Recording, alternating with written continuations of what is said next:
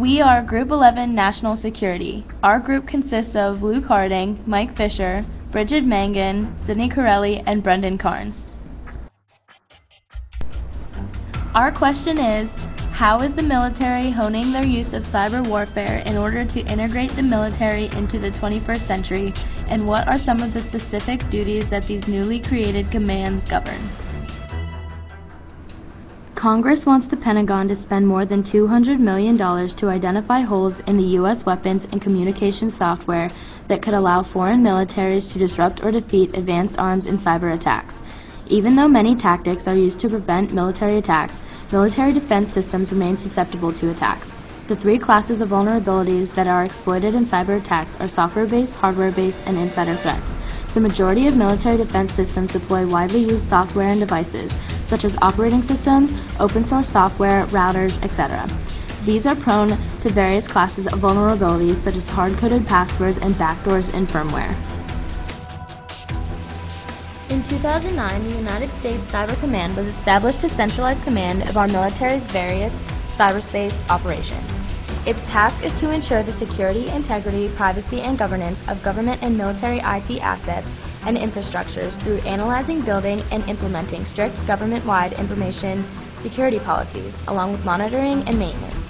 Cybercom's main responsibilities are the planning, coordinating, synchronization, and conducting of computing network operations. Additionally, Cybercom is capable of performing a full-scale cyberspace operation against incoming cyber attacks.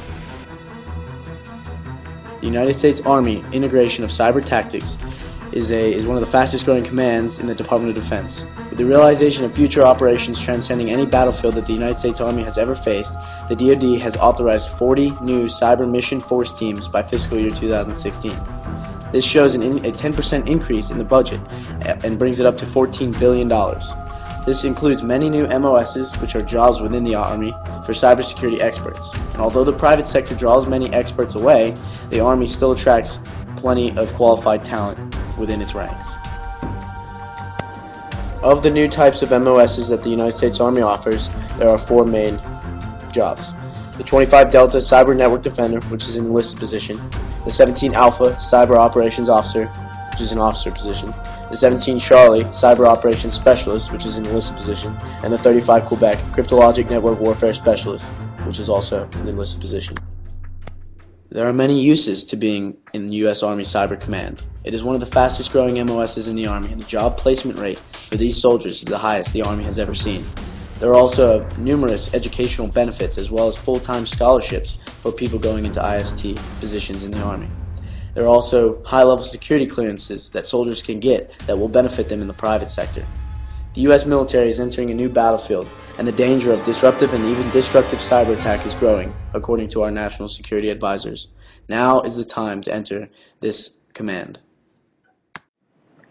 Cyber warfare in the Navy started 12 years ago with limited capabilities. Since then, it has grown with the establishment of the Naval 10th Fleet in 2010, a fleet dedicated to military cyberspace operations. Their mission is to serve as the numbered fleet for Fleet Cyber Command and exercise operational control of assigned naval forces, to coordinate with other naval, coalition, and joint task forces to execute the full spectrum of cyber, electronic warfare, information operations, and signal intelligence capabilities and missions across the cyber, electromagnetic, and space domains.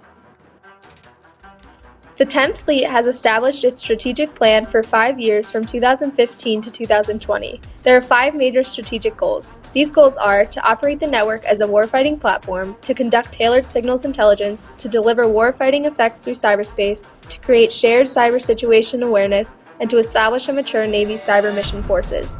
These goals will work together to help improve the Navy's awareness and effectiveness of cyber warfare mission.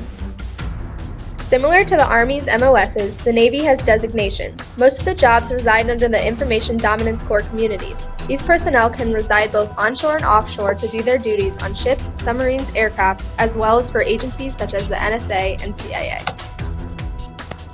For obvious reasons and reasons I will discuss, the Air Force has been the military's leader in cyber defense.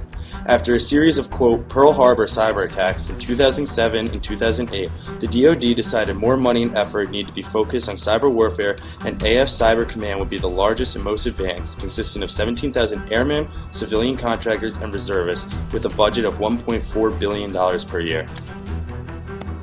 So much was invested in the Air Force's cybersecurity because the Air Force is and always has been the most technologically advanced branch of the military with the most to lose from a cyber attack. For example, today almost all aircraft and satellites the Air Force uses are heavily reliant on computer GIS software to navigate properly and avoid fratricide.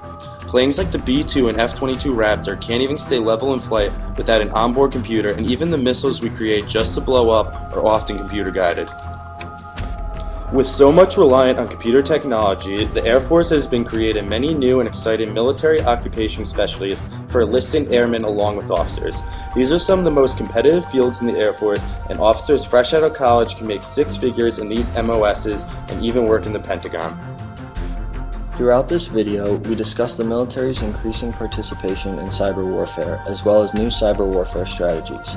For example, we now know that the Pentagon is developing lethal code. Before, cyber warfare has focused mainly around preventing hackers from gaining unauthorized access to systems. Now there is potential for cyber warfare to destroy entire computer-reliant nations. This includes being able to eliminate critical infrastructure of these nations while causing civilian deaths. Stuxnet was an example of this. This computer worm prevented Iranian nuclear weapons production by altering the operation status and condition of the equipment. This also caused the loss of their uranium supply. With these new technologies, the United States military now has the opportunity to use logic bombs or virus bombs.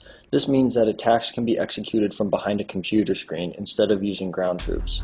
If we look at the future of military cyber warfare employment, there continues to be an endless need for more qualified personnel.